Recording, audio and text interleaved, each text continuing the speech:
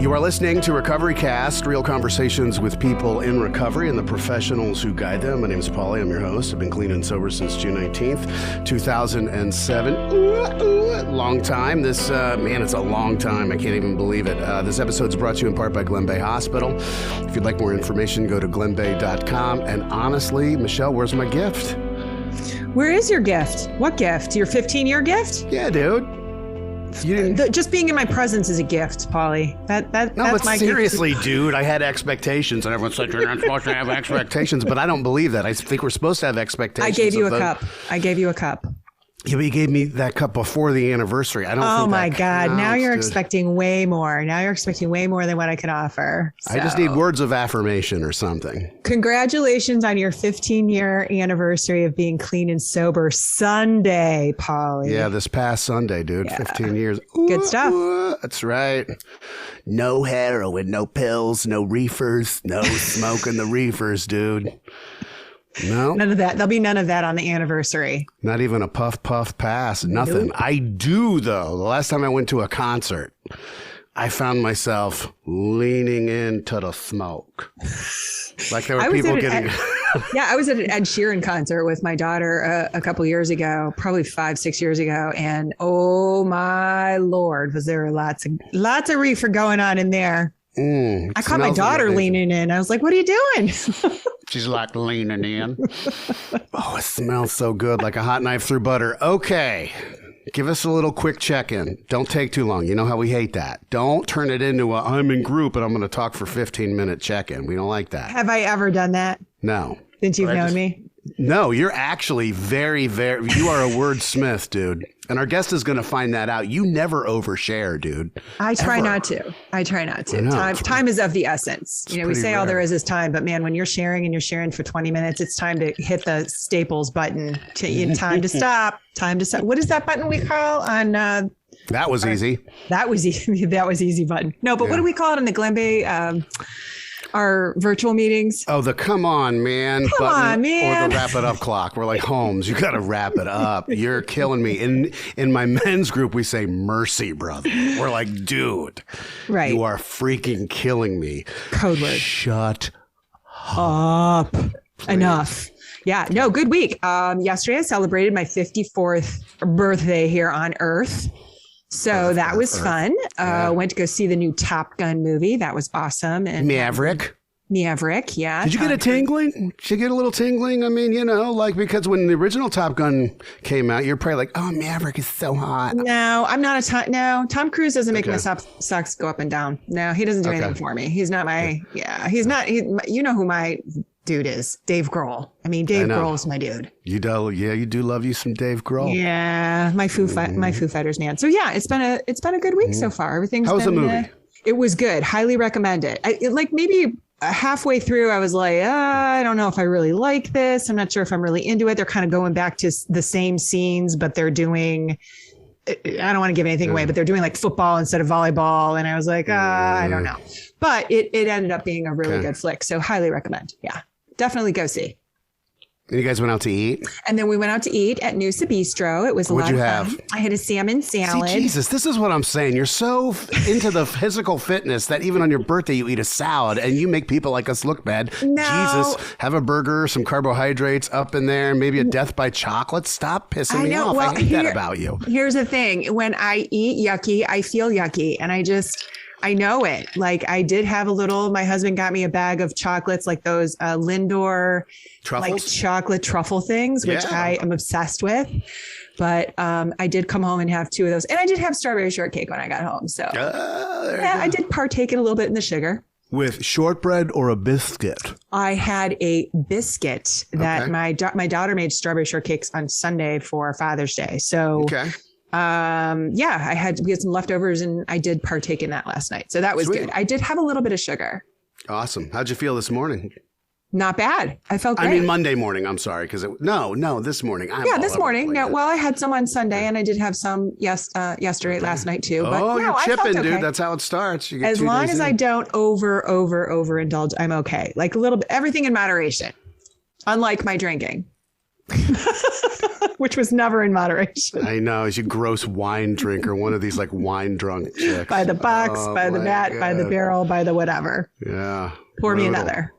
I am okay. I've had a good week. I haven't exercised in 3 days. I went this morning for the first time in 3 or 4 days because my plantar fasciitis is acting up because I'm old. I got the plantar fasciitis. You're an old man with plantar fasciitis. And I can tell you, though, I feel amazing. It's so key. People who don't do it, it really infuriates me that people just do not allow themselves this gift. Like if I were to say, dude, the mental health benefits of exercise are a third of my program, probably. They're huge for Michele. I think our guest actually dabbles, believe it or not. Yes, she does. I talked to Amber about that. Yeah. Super excited. So the week's been good. I didn't get a great gift from my friend Michele. Oh, Jesus. No. Now you're going to make me feel guilty. No, don't. Don't. You know what I did get, though? My wife bought me an air tag so I can track chicks, which is awesome.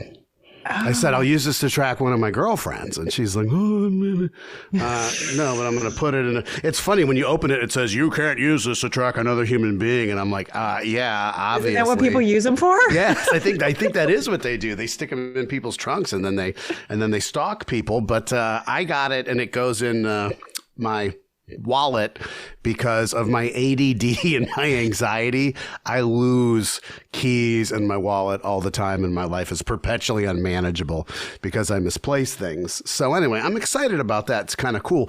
Guess what it does? It tells you when you're leaving something behind. Like on a phone? Like it gives you an alert it sends a message saying, hey, idiot, you left your wallet. Yeah. Wow. And I was like, oh, that's good. So like it happened this morning. I left my wallet in the car. I went into the gym. I got into the gym. It's like, you're leaving a location where your wallet is. Wow. I was like, that's cool. Yeah, because I really need that in my life. Boy, that'll save a lot of people from losing their driver's license and all kinds of stuff when you forget your wallet somewhere. Yeah, it's super cool. Awesome. So, that was a cool gift. Yeah, it was freaking great. And then, of course, you got the anchor hocking glassware, yes, the bowls. Yes, I got some anchor hocking glassware so I can do some baking. Very excited about that. Awesome. Mm-hmm. It's the little things in life. It is, dude. I love that stuff, dude. All right. So we got a guest here. Now, here's the deal, Michele. We've both interacted with her a bit, but I already have judgments about this chick, dude. Already. Okay? I do. Okay. All right. I think she's a little too hip. She's kind of a hipster, I think. I don't know if she has tats or what. What is it with me and people with tats? I'm very judgmental. But like I'm telling myself a story. I don't know how old she is, but I do know that she's from Vegas, which means she's a hot mess. I have never interviewed someone who is a Las Vegas native, which I gotta believe if you look, either A, if you're from Las Vegas, or B, Tampa, Florida, you are trouble with a capital T. So let's welcome Amber to the show, who, by the way, I hear loves to talk a lot. Welcome, Amber. Hi, guys. I'm happy to be here. Thanks for having me. Yeah, you like to talk a lot. I mean, I tend to. I'm that overshare that you were talking about. Okay. How long have you been clean and sober? I will have 5 years in September, so almost, but 4.5.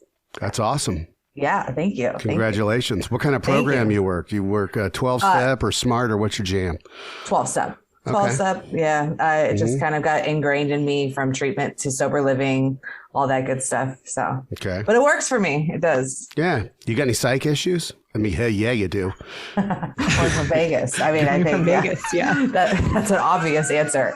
Yeah, but no. Other than that, I have OCD, so I think that kind of goes with the alcoholism, honestly. But I definitely have OCD with everything else also. So I'm on medication for that, which is cool. It helps a lot. I'm still just as crazy, but I feel like it might help. I don't know. Yeah, right on. All right. Yeah. I feel ya.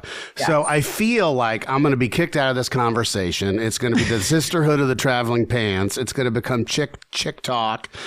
And pretty soon, Michele is going to start saying she is, and she's going to say things like, when people show you who they are, believe it. I saw Oprah say it about Maya Angelou, and I'm going to be left in the dust. So, Michele, I just want you to know, whenever you want to pop in here, do your thing, chicken wing. Awesome. First impressions of our friend, what are they?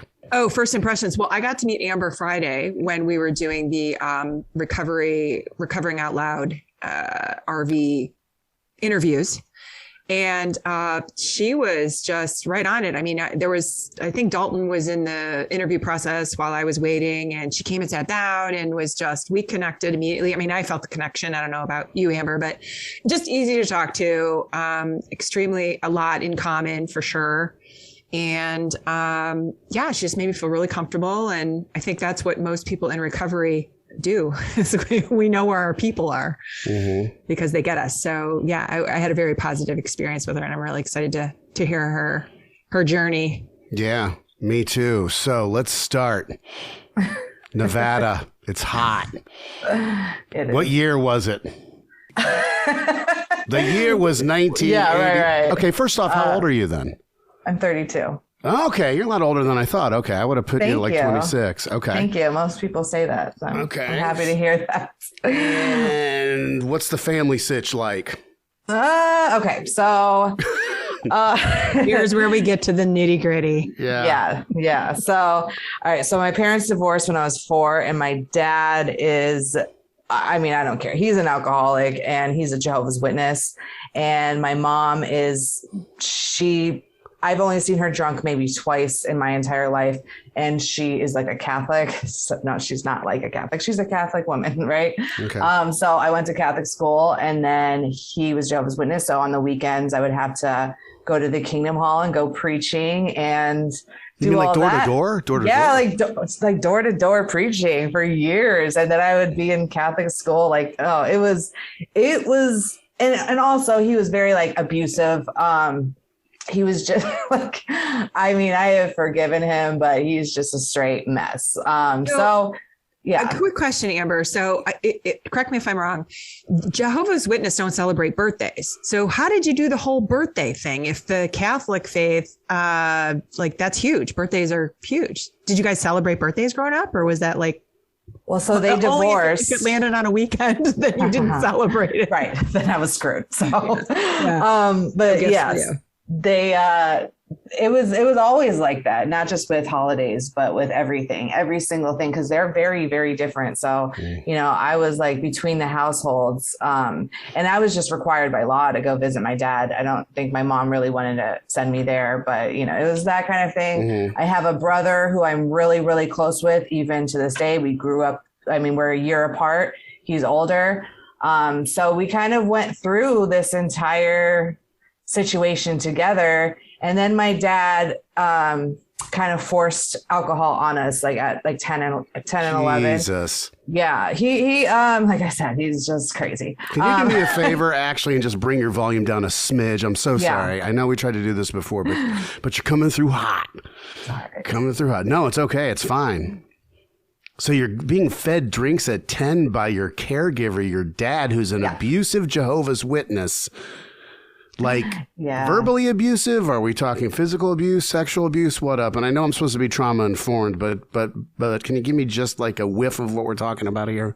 Yeah, definitely emotionally abusive. Okay. And then physically abusive. Sexually, he teetered, but like it never went over the line. Apparently, I guess, according to the Child Protective Services standard. Okay. But it was covert abuse then. There was a whiff of inappropriate sexual energy between you and your dad. Yeah. I'm sorry to hear that. That okay. stuff really sets up a blueprint for us to really suffer in our adult lives. So I'm sorry that happened to you. So he's feeding you drinks. So like, is he making shots, or I mean, what do you? Yeah, so he like Kettle One was his first like drink that he gave us, and he would he made us. I remember so vividly. He was like, "You guys sit down at this table." He poured us a pretty big glass, 3 to 4 shots of Kettle One, and we weren't allowed to leave the table until it was finished. And he was with the abuse and everything. He's obviously not the person that you say no to, even though I kind of felt like, I felt like my mom would be mad. So I didn't want to do it on that end, but like, it was like, we're drinking this. So we both did. It took like an hour though. And then, you know, things escalated from there. It was that time. And because he's Jehovah's Witness, his thinking behind it was he wanted to show us how to drink responsibly before we entered the teenage years. Wow. So by sitting down and drinking 3 drinks at once. Oh my God, dude, this is really disturbing. And I got to tell you, I feel like this is kind of awkward, and I'm just going to shoot you straight because you're obviously sort of a happy person and you're kind of smiling and laughing and everything. But I got to tell you, I'm finding this really disturbing. So I kind of don't know how to interact with you right now, Michele, right? I mean, you're kind of like, oh my God. For a second, like I'm complaining that my parents made me eat my Brussels sprouts, you know, and it's sit there and that's what I'm thinking about. I'm like, geez, my life wasn't so bad. I had to sit and finish everything on my plate, but it was food, not alcohol. Like it wasn't alcohol. I was never forced to, sit there and finish a shot of Kettle One for sure. Brussels sprouts. I mean, that's kind of rough, but that's vodka. That's hard. That's hard stuff. Yeah. Did you enjoy the effect like in that moment or? Not at first. Not at first. Okay. So, I mean, I was so young and my mom had protected me as much as she could. So it was kind of like I felt guilty, even though it was forced upon me. And that's kind of why I didn't like the effect. But you know, how things even progress in the household. For sure. So it becomes that one drink at 10, 11 to going on vacation when it was cold. We started drinking because it would warm us up. And then, you know, it was before meals. So we would like leave the Kingdom Hall and then we would drink in his car and then we would go and eat together. And that was kind of like what developed in the next couple of years. But you know, I smile at it now. I think it's because like I talked about it enough. I've talked about it a lot. And I don't even blame him that I'm an alcoholic. I really don't. Like I was having other like symptoms before that. And I look back on it now and I was kind of always a little rebellious or I just didn't fit in or something was always going on with me. So it was kind of like, I just accepted like who he is like later on in life. Now that I've been sober, I kind of went through all that. Okay. So that's kind of why I kind of like, it's like, crazy to me, but yeah. And I didn't mean to put you on blast. I certainly wasn't. I was just being genuine saying this is like harsh. Yeah. Dude, that's harsh. I mean, dude, like in 2022, I'm calling CPS. Yeah. Like, no joke. I'm like, you're sitting your kids down and giving them like a triple. Yeah. Like, yeah.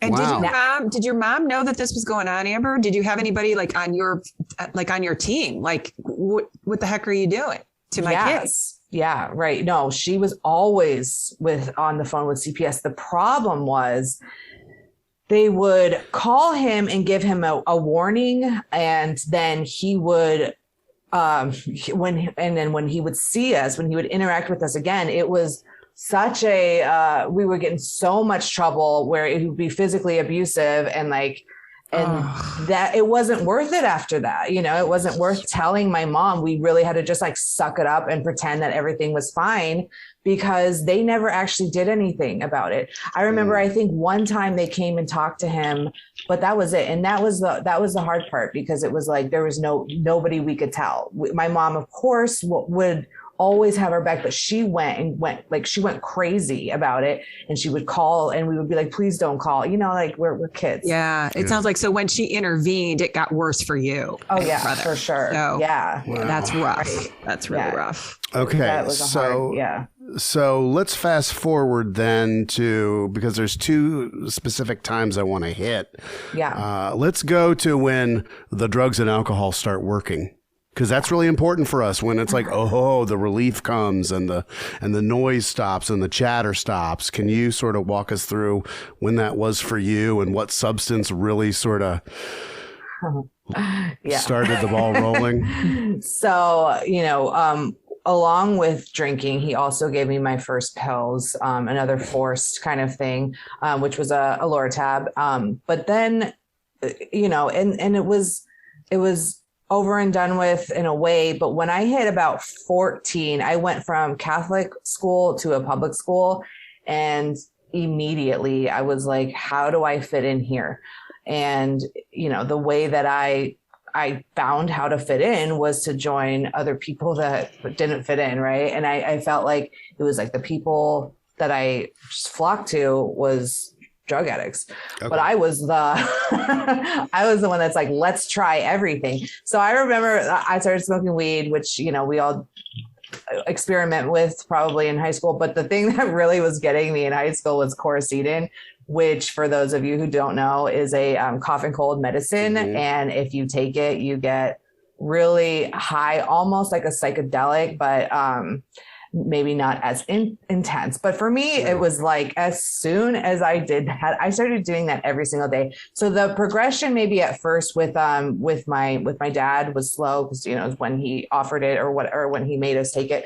But then when I got to high school, I was like, let's do everything all the time. And every single social situation, let's do it before school. Let's do it after school. Let's ditch school. Let's do all of that. So that kind of led me to, I was 15. I remember I got kicked out of school they found an apple pipe on me. I remember those homemade apple pipes. Yeah.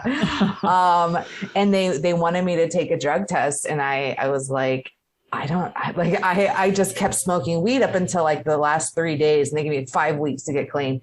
And I started drinking bleach. I was drinking like a little bit of bleach into waters to try to dilute my urine, because I couldn't stop smoking weed back then.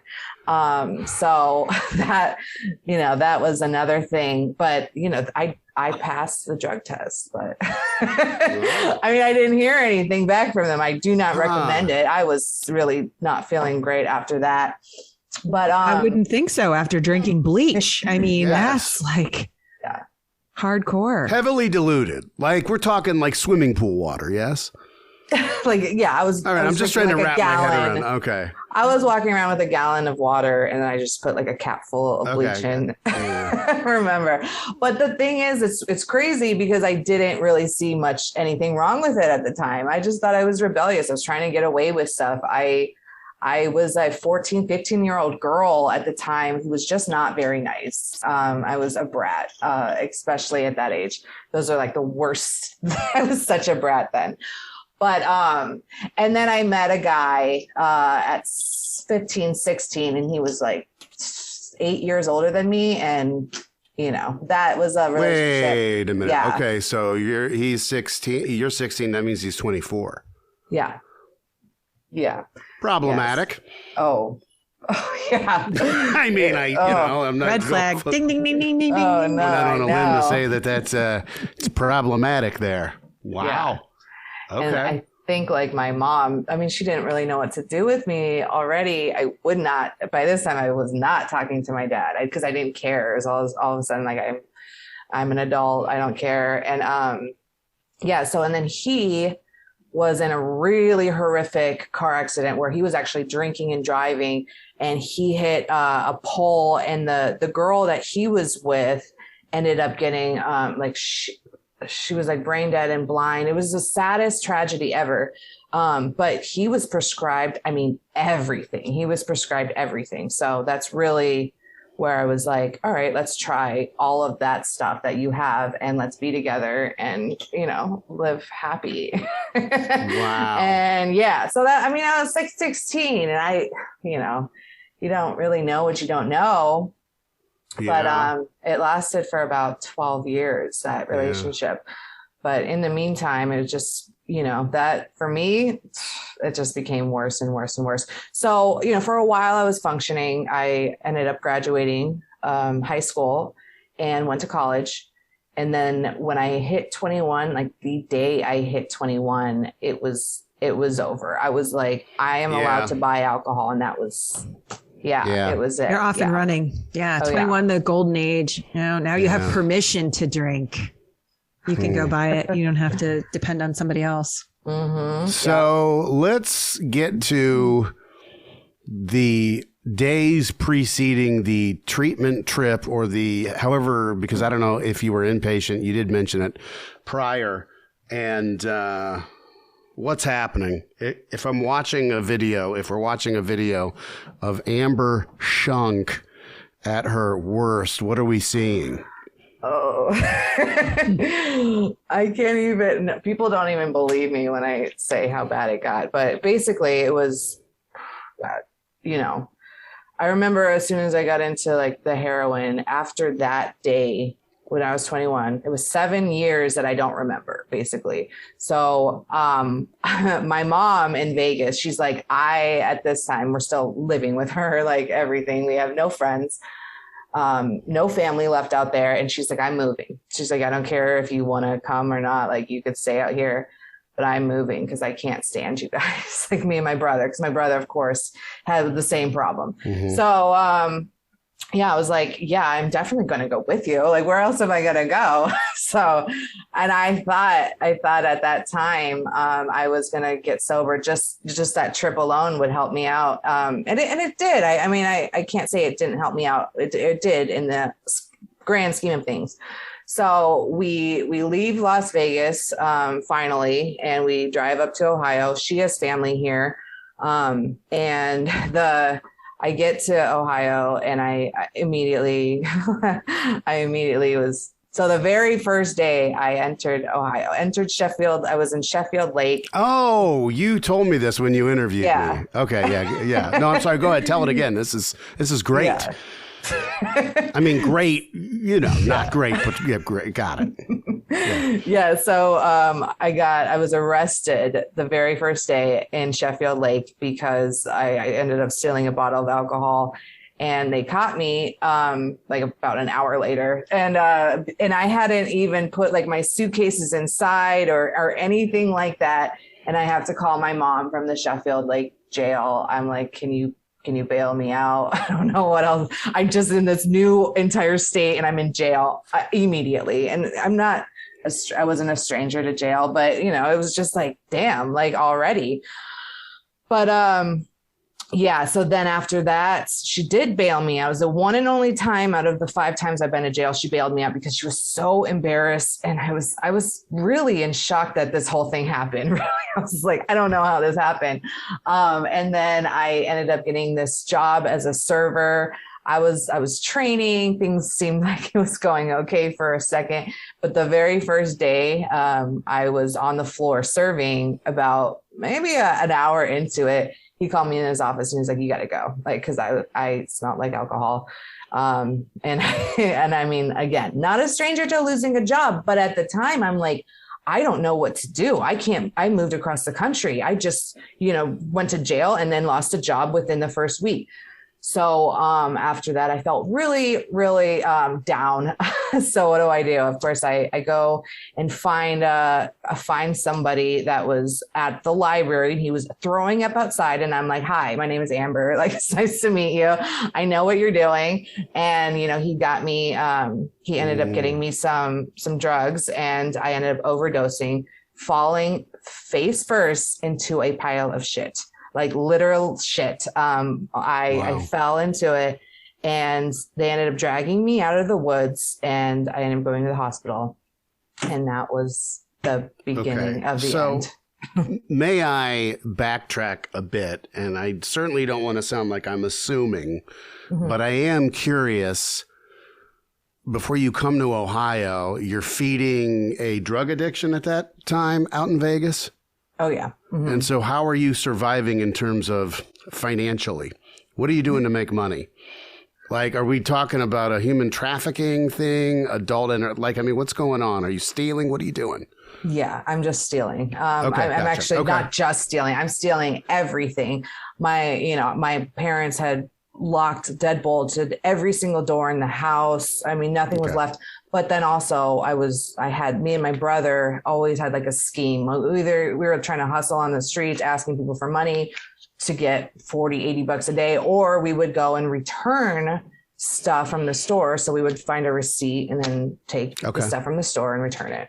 Got it. Okay. Right. So let's get to in rehab. When did the light come on? When did you go from this will never work to, I think this will work? Yeah, so I ended up going from the hospital, going to a detox, and that was my 17th detox. So I was. Oh, my God. Yeah, I wasn't like. Is that when you went to Stella's? Like, are we talking about Stella Maris? Okay, gotcha. Yep, I went to Stella Maris. And I mean, they were telling me that there is a sober living house that just opened up. They called it a sober living house. It was primary purpose in Lorain County.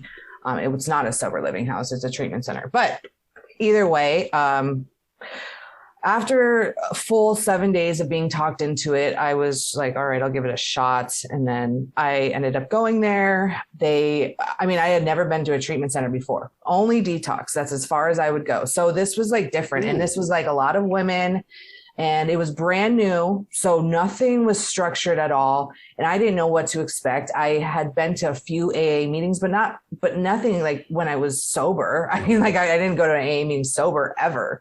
So it was all like brand new to me. So getting in there, that obviously helped, just sitting down for a while. But then the fact that, and I had been to IOPs before, I would do the detox and IOPs, but never like a treatment. But then all of a sudden they're telling me that it's a disease. And I was like, what? Say what? It blew my mind. I had never thought of it like a disease. And they were like, and this is the way out of it. And then they told me about the statistics. They're like, 2 of you might make it. There's like 30 women. 2 of you might make it. 3 of you are going to die and the rest are going to relapse. And I was like, oh my God, I got to take this as serious as possible. The treatment center was not fun. It wasn't by any means for me. It was all new. It felt, I don't know. But the thing is, like, I was like, I'm never going to do this again. I'm not going to be the statistics. I'm not going to do this again. So it really taught me a lot. I learned like discipline. When I went into that treatment center, I had my head so far down. Like, I mean, I wouldn't look anyone in the eye.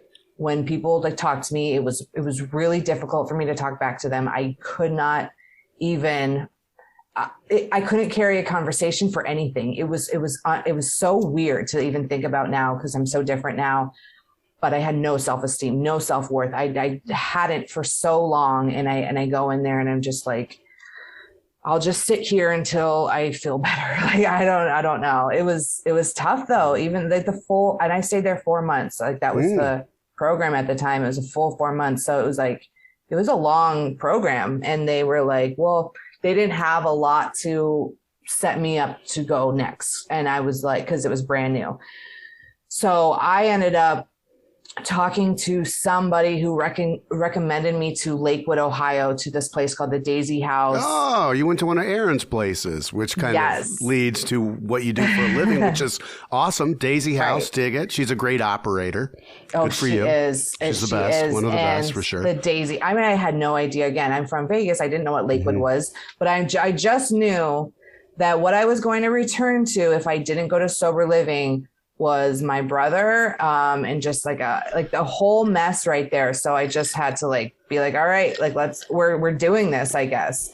Eventually, like I was getting into the steps. I was reading the big book, which was a huge awakening for me. Also, it was like, so this is talking all about me, and I don't know how they know, but I thought at the time I was terminally unique. I thought that if nobody else would lose 8 jobs, 9 jobs. I thought that nobody else would be going in and out of jail like that. I just thought that I was hopeless. And then all of a sudden it's like, okay, there are people that are like me. Like, it was weird. Yeah. So I'm getting a hit here, and I got to wonder, how does a person who's brought up by an abusive Jehovah's Witness and brought up in Catholic school wrap their head around the, quote, higher power, end quote, piece of 12-step, when specifically in that fellowship, the word he is used, the word God is used.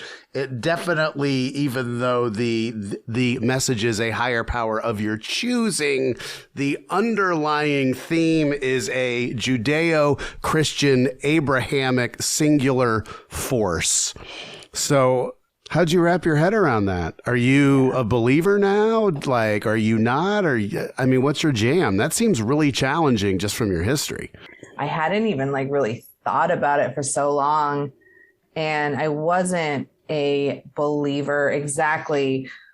But when I'm telling you, I couldn't look people in the eye. I had such low self-esteem that I didn't care at the time. I was like, whatever you tell me to do, I'm just going to do. You're telling me to pray. Fine. I'll pray. Like I was at that hopeless desperation, complete hopelessness that whatever you tell me to do, I'm just going to try it because I can't live this way anymore. I was at the point of just like ending it all myself before. So it wasn't really, it was kind of like, whatever, like, I don't care. You're telling me that God rules my life in the third step. I'm like, fine, I don't really care.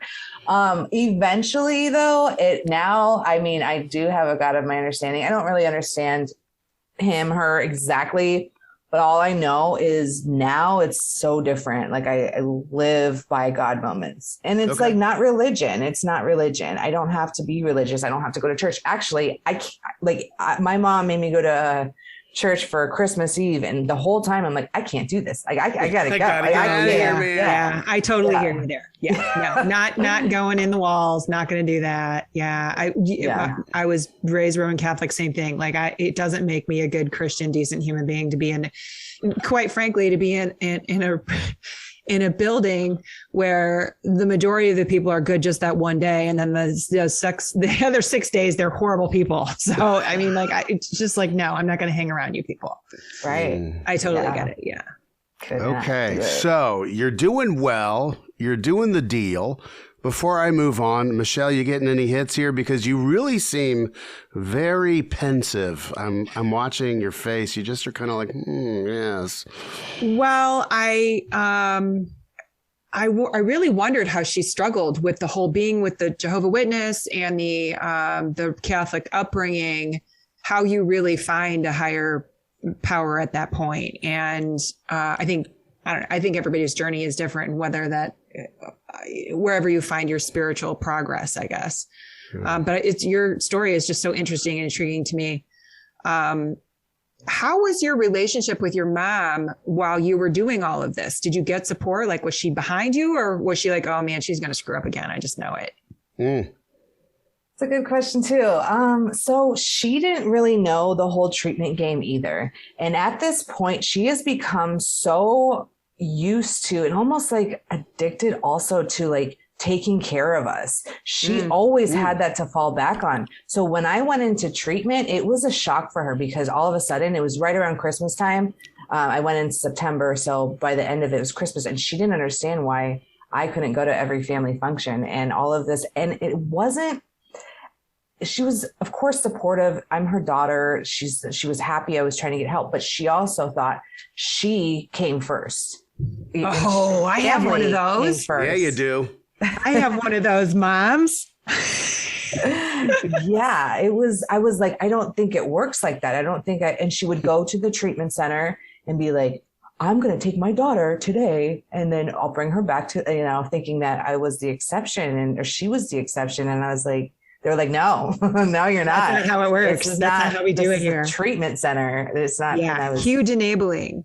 And I felt so bad because it's like, I wanted to be there for my mom. I'm like looking out the window, like, waving.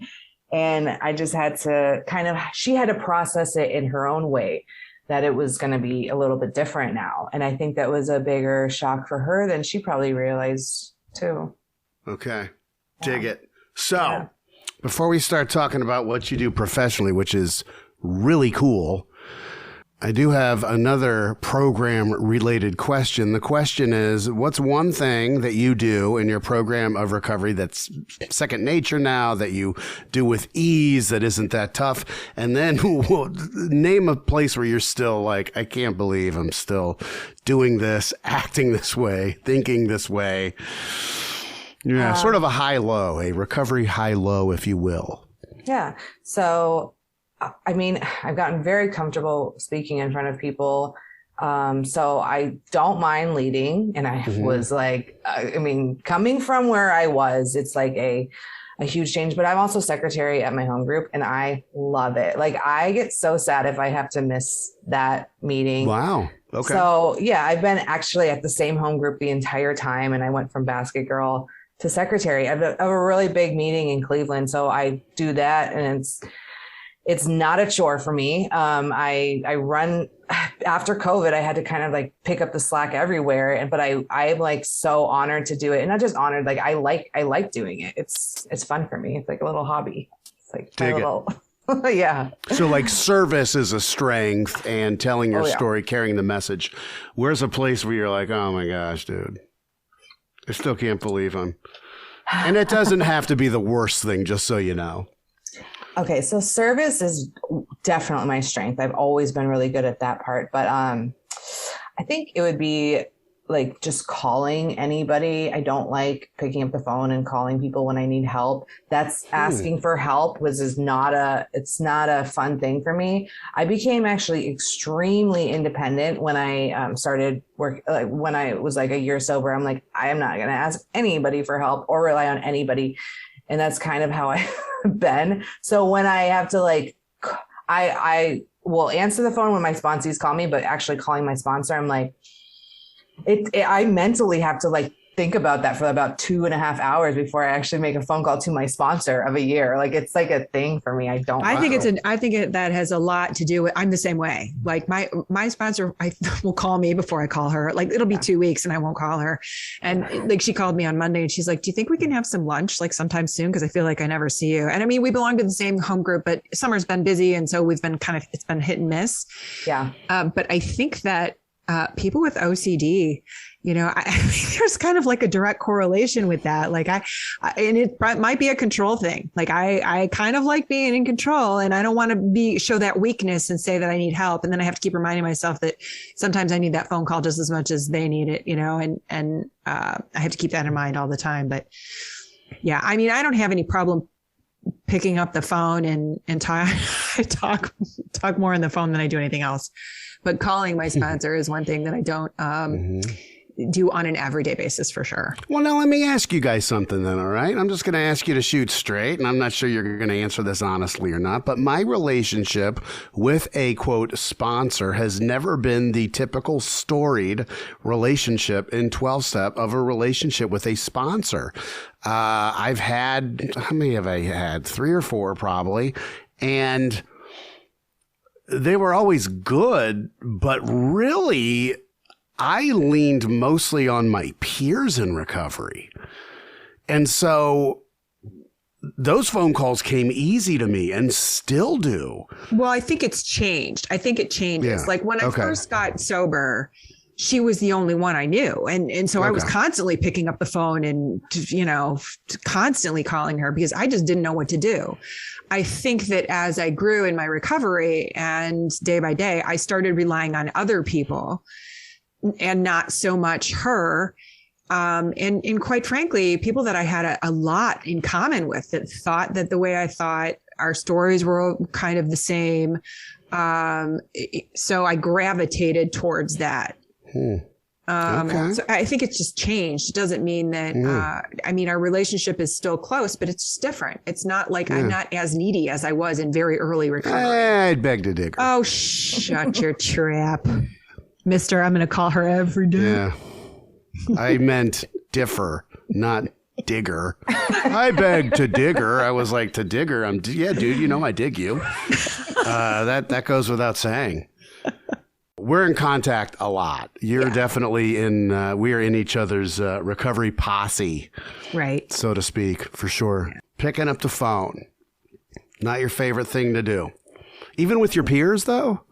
No, actually, so it's funny that you said that because my first thought if anything goes wrong is just call my best friend because like we were in sober living together. We spent 2 years in that same room, and now like we're best friends, which is a great reason to go to sober living is for the friendships. But that's who I really call. Like I'm just like let me vent to you about this. I'm not going to drink over it probably, like, you know what I mean? Like, so let me just vent to you. And I don't really need a whole bunch of feedback. I just need to vent.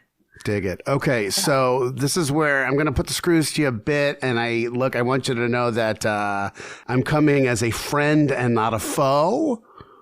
Okay, are we cool? Bring it. This is the disclaimer. Yeah. Do you or have you sought any outside help? Oh, yeah. I go to therapy. Yeah. Gotcha. Okay, good.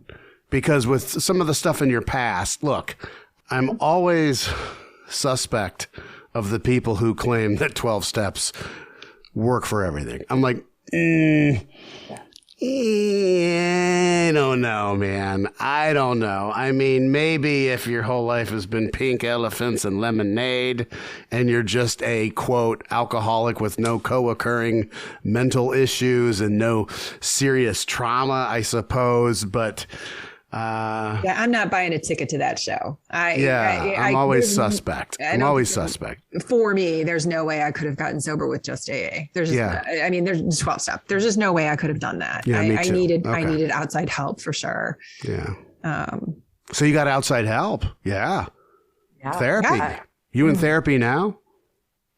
No, me? Yeah. Yeah, I still do therapy. I actually, I've gone to a couple different therapists, but I definitely I still see him probably like once a month now. I was going to him once a week, but then I just, life happens. And then I also see a psychiatrist for the OCD meds and stuff like that. So I mean, I think one of the things that sober living again, they kind of pushed me to go. They're like, you have to go at least to like see if you're eligible for whatever, and I went and I kind of just stuck with it. Then I stopped going. Then I just started feeling all these feelings again. And I ended up, and I remember I was really, really bad at, like, during my sobriety, found out I was horrible at relationships. So then I ended up going back because of like the guy thing, and I know I'm like, so what you're saying is you would pick the wrong guy. Yeah. I mean, but I was just, I would pick the wrong guy, but then I would just like leave before anything even happened because, but it was just like a cycle and I didn't like the nice guys at all. They weren't, But now you have a great guy. Yeah. You do have a great guy. And you're having a baby. And you're having a baby. Yeah. I'm with like the nicest guy in the entire world. Well, you better screw that up because I got to tell you. I try I'm sure on it daily. I'm sure you do. Let's see how far I can push him today. When is he going to snap? When's he going to leave? This is going to break him. He's going to go. He's going to bolt out the door. That's it. I'm going to push the wrong button. I know. So let's talk what you do professionally, for it is super cool. You are not in the clinical side. You're in the advocacy space / stigma shattering space in a way that is super cool. You run a grant funded program. This is your pitch. If you blow it, it is over. What do you do? Yes. What's the name of it? Please share. Okay. So it is a super cool job. It's called On the Road of Recovery. We travel around Ohio collecting and documenting recovery stories from people with substance use disorder and mental health. And I'm not on the clinical side. I don't really know much about the clinical side. So what I do, I record the stories. I interview half of the people. The director, Aaron Helms, interviews the other half. And then I edit video all day long to put them on our YouTube channel. Our main channel is the YouTube channel, but we also have like a TikTok, an Instagram, a Facebook. And last year we hit, I believe it was 22 counties of Ohio. And this year we're hitting like 32 or something crazy like that. And the best part about it is we drive around in an RV. So we're constantly camping. It's like, it's a dream, not my dream, but it's a dream. Now wait a minute. Hold on. Because we've been in the RV. Both Michelle and I have been in the RV. We were just interviewed for On the Road to Recovery. There's a bathroom in there? Are you showering up in that? Okay, you guys you're like glamping. You're staying in a hotel. I mean, what up? No, we go to campsites. So we find a campsite. Hopefully it's a KOA, which is like, I don't know, Campground Centers of America. Campgrounds of America. Yeah. They have showers and some of them have pools. So So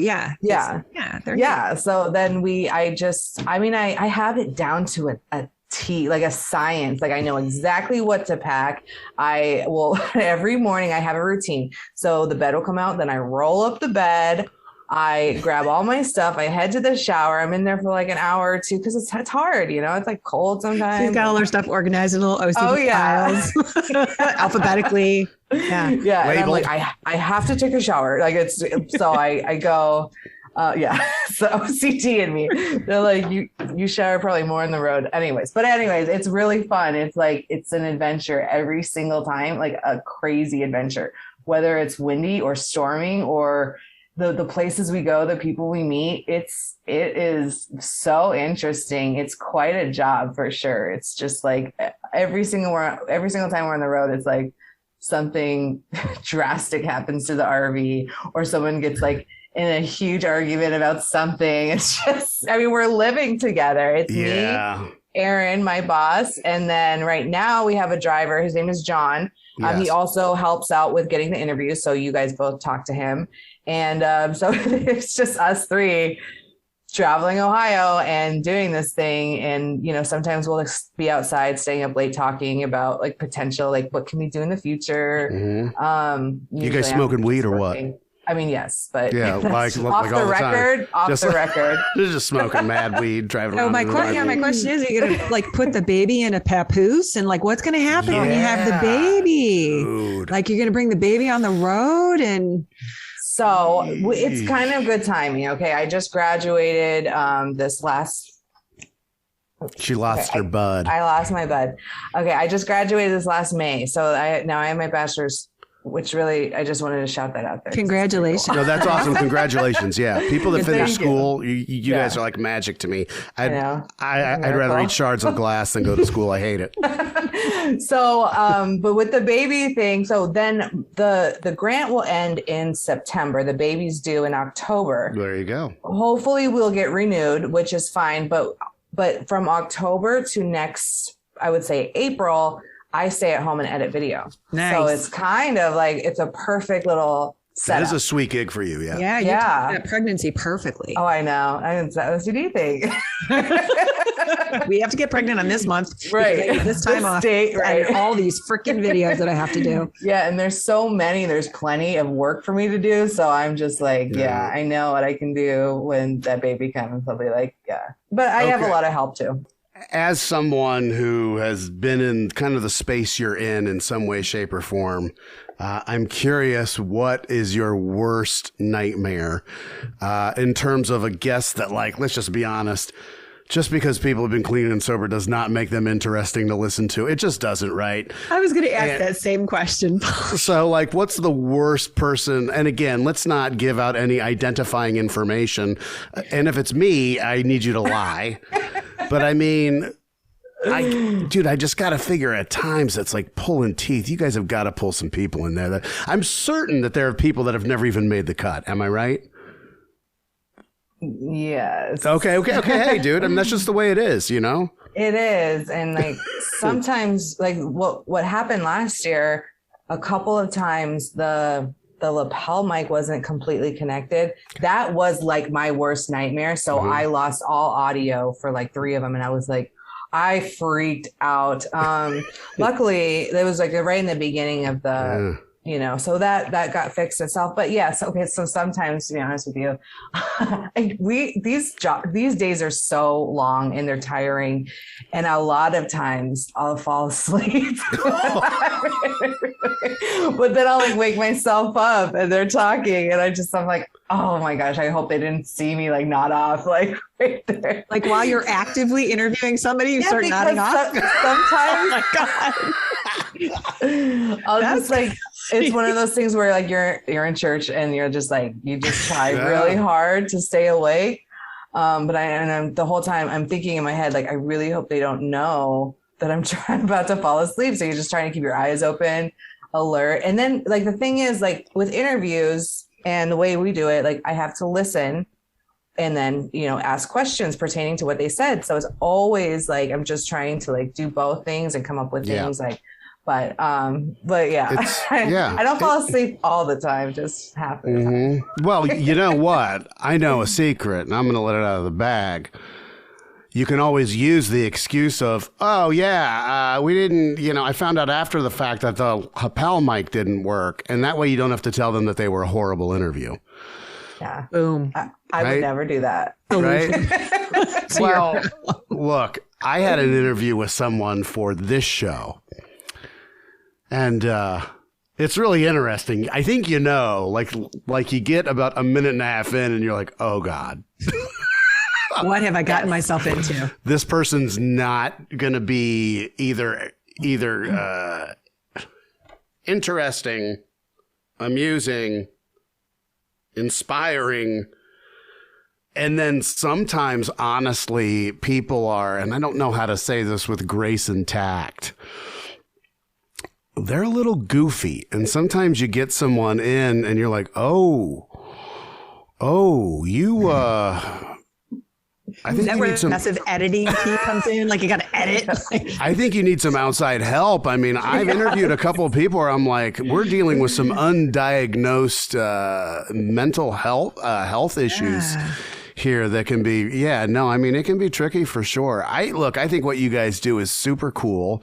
I'm curious, what is the percentage of time that you are editing video versus being on the road? I edit video most of the time.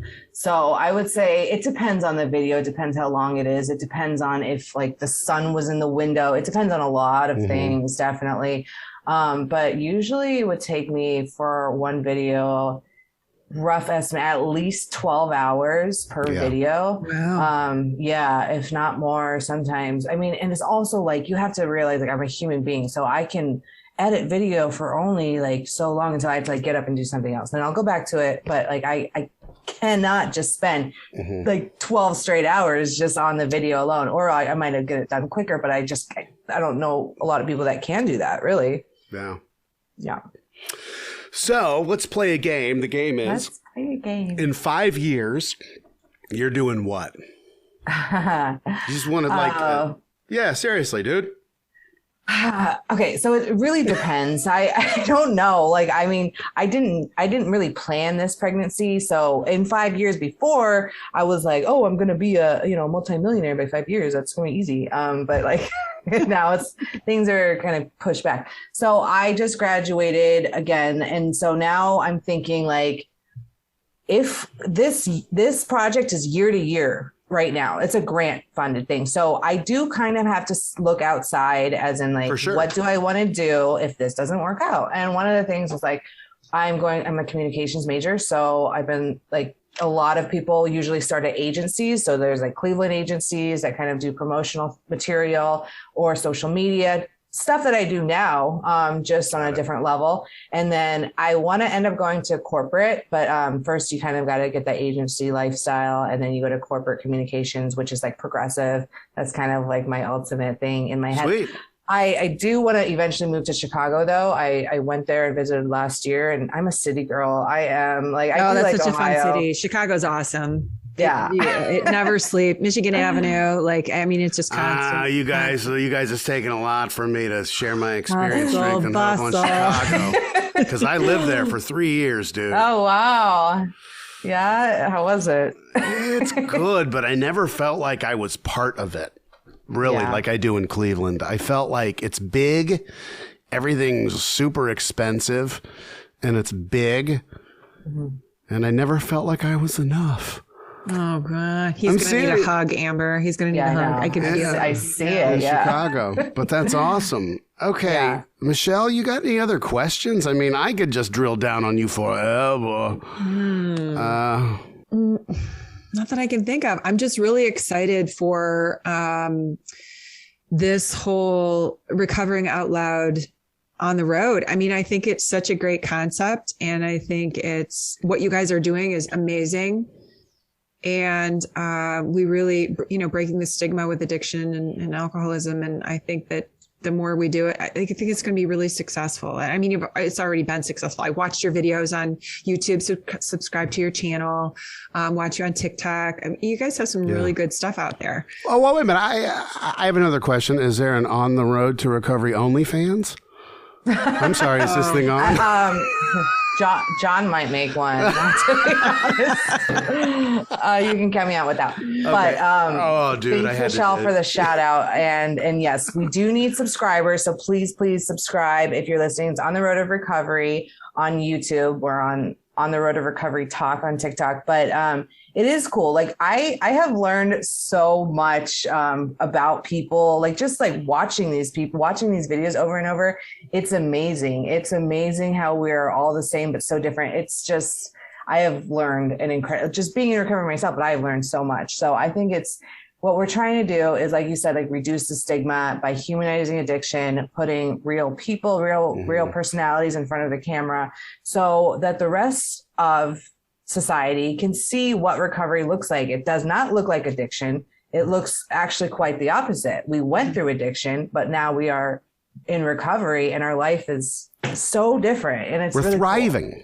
We're thriving. We're thriving. Okay, you know what? I do have one more question, and I know we're running kind of late here, but dude, this is super important. I know that you, as well as myself and Michele, are a big proponent of exercise in recovery. Can you tell me when you first made the link between I do this and I feel so much better, and why you think people are they're just not having it? They're just, you tell them over and over again, and they're like, yeah, okay, I got you right. Yeah.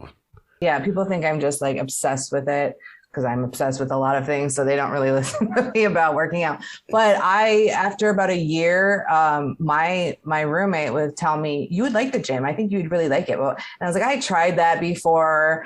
I can only make 5 minutes. And, so then I started going. I ended up getting a membership, caving and going. And then I did become a little obsessed for a while, every single day. Oh, if I didn't make that hour, I was like, my day was a failure, which is not the right way to go. But then I do feel that. No, it's not the right way to go. As a professional, that is not the way to go. Yeah. Now pregnant, I mean, like I still work out like 4 to 5 times a week. I love it because it makes me feel energized the entire day. I eat better all day long. I drink a lot more water all day long. And then I just feel satisfied at the end of the day. I don't know how to explain it. I love it. I mean, it sucks for this is what I always tell people. It sucks for the first maybe 15 minutes, but after that 15 minutes, then you're in the groove and then you just keep going and then you want to do more. Yeah. Yeah. 15 minutes and then your brain starts to pump out the feel good chemicals. Yeah. And man, especially if you got some good jams going. Oh my gosh, it's so freaking good. When you talk to people in recovery, and because I'm always like, I have a conversation with someone and they start talking about how they're stressed out and they have anxiety. And I'm always like, I don't want to be the guy that tells you this, especially since I'm close to 300 pounds and do not look like I've ever seen the front door of a gym ever. But I'm like, I'm telling you, how do you handle that? Do you talk to people about it? Do you slow roll them? Do you not bring it up at all? Because it's so profound for those of us that do it. I can't imagine people in recovery who do not exercise. I'm like, I feel like you must feel horrible. Yeah. I tell everybody all the time, trust me. Okay, I am a huge advocate for the gym, but people just they don't want to do it, or they're like, yes, let's do it. And I'm like, cool, we're gonna go to the gym, and then they always cancel on me. I'm like, okay, that's okay, because I was gonna go anyways. But well, Michele's a trainer and owns a gym, and so this, Michele. What do you think it ultimately comes down to? I do know what it ultimately comes down to is usually somebody has a health scare. And their doctor just says, if you don't start taking care of yourself, you're going to die. And then they usually end up doing something to fix it. Kind of like what we do in recovery. I mean, if you don't quit drinking, you're going to die. I mean, that was a huge wake up moment for me. Like, I got to get my shit together and I have to get into recovery. The exercise works the same way. Unfortunately, I think just for people, it's like, it's creating a habit that is so good for you, but they have to do it repeatedly over. And like Amber was saying, like when she first got in, she was, I've done that. I don't really want to do that anymore. That would be like me saying, well, I've done recovery and it just doesn't really work for me anymore. I know what works for me and I know what makes me feel good, and exercise is a part of it. Mm-hmm. And like Amber was saying, when I don't get it, I know that I feel terrible all day. Like I just don't feel like myself. So for me, it's a component that just is an additive to my recovery and makes me feel so much better. So in my experience, generally, if I see people doing it and starting and getting a good 14 days in every day, like 15 to 30 minutes, you'll start, the light bulb goes off and they're like, yes, now I understand what you mean. Okay. And that doesn't mean just necessarily going to the gym, walking, riding your bike, mm-hmm. whatever physical activity it takes to just get your body moving. As we said this before, bodies are meant to move. And when they're not moving, then bad things happen. Bad things happen, dude. It's not good. It isn't. It's not good. It's not good. Well, this was super fun. Amber, thanks for being authentic and genuine. And shut up, dog. Oh, she's real angry. She's very mad as her tail wags. My dog's afraid of loud noises. Yeah, you were great.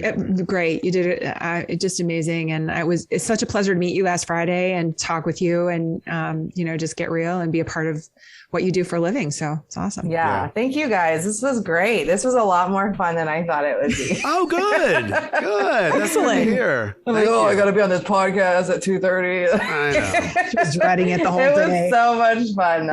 Well, you know what? It doesn't help that everyone has a podcast. And so I'm like, this guy sits in the basement with his uncle and they do a podcast talking about radio transistors. And it's like, no, like I have to tell him like, no, it's like a thing. And it's not horrible. And, Right. No, this is awesome. You guys are doing a great job. Thank you. Yeah. Super fun. All right. I will talk to you soon. RecoveryCast. Thanks, Amber. I'm going to kick you out of here. Thank you. You are. Right. She is out of here. That was really cool, Michele. Was that not? It was great. It was really great. Yeah. She's such a good woman.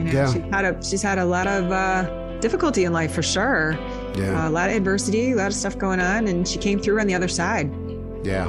Super cool. All right, you've been listening to RecoveryCast, real conversations with people in recovery and the professionals who guide them. This episode has been brought to you by Glenbeigh Hospital. Glenbeigh's been helping people with drug and alcohol problems for over 40 years, located in Northeast Ohio and an affiliate of the Cleveland Clinic. You can find out more at glenbeigh.com. Now, if you'd like to be on the show and you meet the following criteria: A, you are in recovery, and that can be mental health as well. It doesn't have to be necessarily SUD. And B, you work in a behavioral health field or a mental health field or an advocacy or stigma shattering field. We would like to talk to you. So the way you do that is you send an email to Pawly on RecoveryCast, and it's a weird spelling, Pawley, Pawly on RecoveryCast @gmail.com.